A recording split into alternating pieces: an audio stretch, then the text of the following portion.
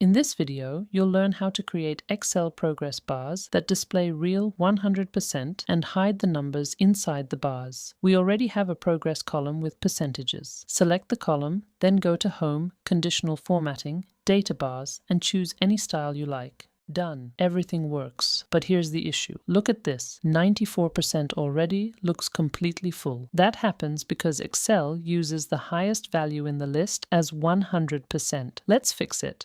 Go back to Conditional Formatting, Manage Rules. Find your rule and click Edit Rule. Set the minimum type to number and leave the value at 0. Then for the maximum, select number again and enter 1. Click OK. That looks much better. You can clearly see the difference between 94% and 100%.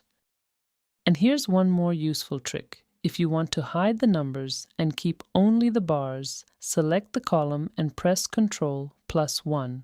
Choose Custom, then replace the format with 3 semicolons. Done. Only the bars remain.